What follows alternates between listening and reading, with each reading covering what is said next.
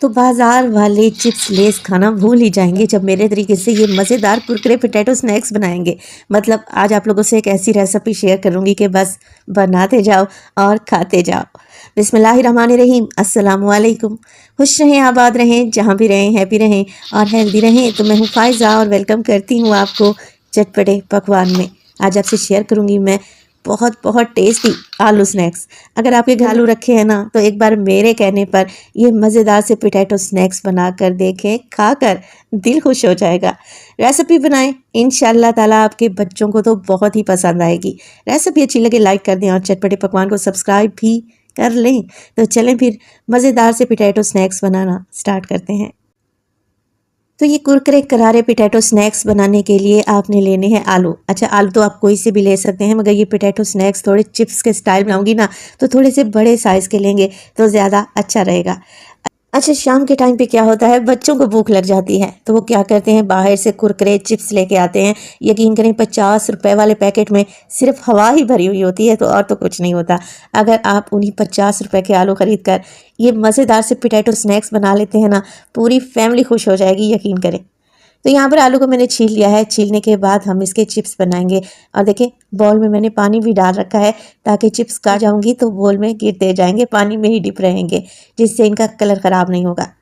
तो बस तेज छुरी की मदद से गोल गोल आलू के कतलियाँ या फिर चिप्स काटते जाएं, जो कि ना बहुत ज़्यादा पतली रहनी चाहिए और ना ही बहुत ज़्यादा मोटी रहनी चाहिए। देखिए, आप इनकी थिकनेस को चेक कर लें। चलें जी, सारे आलू मैं ऐसे ही काट कर तैयार कर लूँगी।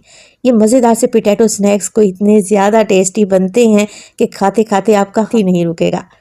चलें जी, आलू को यहाँ पर मैं काट चुकी हूँ। अब मैंने 102 पानी में इन्हें मज़ीद धो लेना है और किसी स्ट्रेनर में डाल कर रख दूँगी ताकि इनका एक्स्ट्रा पानी निकल जाए। एक कढ़ाई में डाला है मैंने पानी, तकरीबन 2 गिलास के बराबर। 1 टीस्पून इसमें डाल दूंगी नमक। पानी को मैंने बॉयल होने के लिए चढ़ा दिया था। तो जैसे ही पानी बबलिंग पॉइंट पे आएगा ना, इसमें डाल देंगे आलू जो कि अभी हमने काट कर रखे हुए थे। अच्छा, आलू को बॉयल नहीं करना, गलाना नहीं है। जैसे ही आप इन्हें गर्म पानी में डालेंगे, घड़ी देखकर 3 मिनट के लिए ही गर्म पानी में ही आलू को डिप रहने दें। फ्लेम बिल्कुल लो रखनी है आप लोगों ने। अगर फ्लेम हाई रखेंगे तो आलू कम्प्लीटली बॉयल हो जाएंगे, जो कि हमें बिल्कुल भी नहीं चाहिए। तकरीबन 50% तक आलू बॉयल हो जाएं। 3 मिनट के बाद आप सारे के सारे आलू निकाल लें और किसी बड़ी टोकरी में डिश में फैला कर रख दें ताकि ये रूम टेम्परेचर पे आ जाए। इससे क्या होगा, पोटैटो स्नैक्स बहुत ही क्रिस्पी बनकर तैयार होंगे, इनका एक्स्ट्रा स्टार्च निकल जाएगा। तो आलू को फैलाकर मैंने किचन काउंटर पर ही रख दिया है। अगर आपको ज़्यादा जल्दी है ना, तो फ्रिज में रख दें, जल्दी से ठंडे हो जाएंगे। चले जी, अब यहाँ पर कोटिंग तैयार कर लेते हैं। तो कोटिंग बनाने के लिए एक बोल में डाला है मैंने 1 कप भर के मैदा, जिसे आप लोगों ने छान डालना है। इसमें डालेंगे 1 टीस्पून के करीब नमक। 1 टीस्पून डालूंगी मैं इसमें कुटी हुई लाल मिर्च। गार्लिक पाउडर का इस्तेमाल करूंगी मैं 1 टीस्पून, इससे बेहतरीन जायका बनेगा, तो ये लाजमी डालिएगा। इसके अलावा चिकन पाउडर डालूंगी मैं 1 टीस्पून। अगर चिकन पाउडर नहीं है तो एक चिकन क्यूब ले लें और फिर ग्रेटर की मदद से ग्रेट करके मैदे में शामिल कर दें। 1 टीस्पून डालूंगी मैं इसमें काली मिर्च का पाउडर और थोड़ी सी हल्दी, 2 से 3 चुटकी अच्छे कलर के लिए। चलें जी, बस यही मिर्च मसाले डलने थे। अगर आप मेरे तरीके से मेरी रेसिपी को फॉलो करते हुए ये पोटैटो स्नैक्स बना लेते हैं ना, मैं आपको गारंटी देती हूँ आप समोसे पकोड़े कचौड़ी भूल जाएंगे। आपने करना क्या है, बस रेसिपी को फॉलो करना है। तो अब थोड़ा थोड़ा मैं पानी डालूंगी और इसका एक थिक सा बैटर बनाकर तैयार कर लूँगी।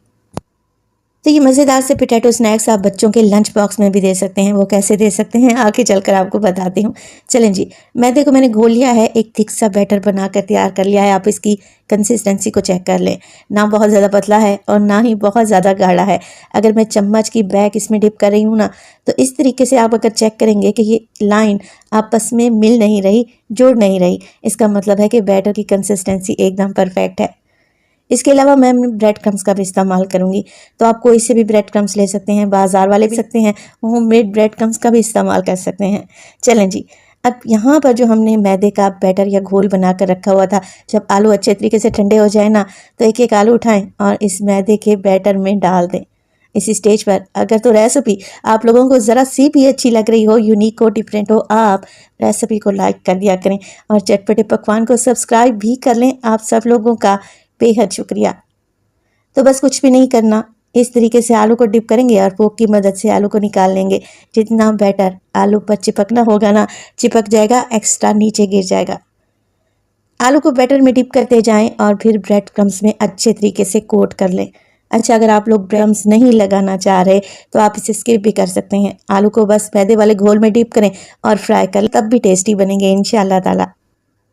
तो सारे ही पोटैटो स्नैक्स इसी तरीके से आप लोगों ने मैदे में डिप करने हैं और ब्रेड क्रम्स में कोट कर लेने हैं। अच्छा, आपको एक मज़े की बात बताऊं, ये मज़ेदार से पोटैटो स्नैक्स मैंने छोटे बेटे को लंच में बना कर दिए थे। लंच टाइम पे पहले मैम ने चेक किए, जब उसे बहुत ज़्यादा टेस्टी लगे तो उसने प्रिंसिपल तक को चेक करवाए हैं। ये कोई इतने जायकेदार बनते हैं। अच्छा, इस तरीके से कोटिंग लगाकर आप इन्हें फ्रिज में रख दें रात में ही। सुबह कुछ भी नहीं, इन्हें फ्राई करें और बच्चों के लंच बॉक्स में दे दें। यकीन करें, बच्चे खुश होकर खाएंगे और बार बार डिमांड करेंगे। रेसिपी देखते देखते यहाँ तक पहुँच ही गए हैं तो फ्राई करना भी देख लें। ऑयल को मीडियम टू लो फ्लेम पे गरम करें, क्योंकि आलू कम्प्लीटली गले हुए नहीं हैं, अभी कच्चे हैं।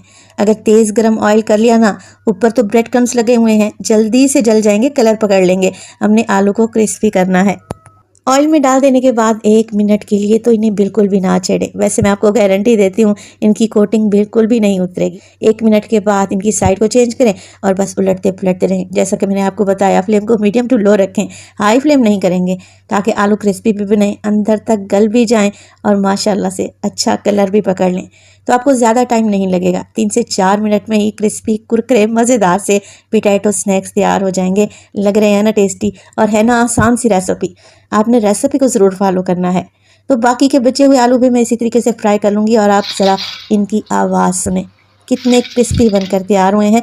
और ये देर तक क्रिस्पी रहेंगे। अगर आप बच्चों के लंच बॉक्स में देंगे ना, तो बिल्कुल भी नरम नहीं पड़ेंगे इंशाल्लाह ताला। मैं इसे सर्व करूँगी हरी चटनी और केचप के साथ। माशाल्लाह से बेहतरीन पोटैटो स्नैक्स तैयार हैं। आप भी बनाएं और बच्चे और फैमिली के साथ एंजॉय करें। आप लोग ज़रा चेक करें कि ये कितने क्रिस्पी बने हैं। मैं आपको काट कर दिखाती हूँ। तो आज इस मज़ेदार सी रेसिपी को ट्राई करें और अपना फीडबैक देना हरगिज़ नहीं भूलिएगा। अपना बहुत सारा ख्याल रखिएगा। फ़ाइज़ा को अपनी दुआओं में याद रखिएगा। मुझे दीजिए इजाज़त। टिल देन, अल्लाह निगहबान।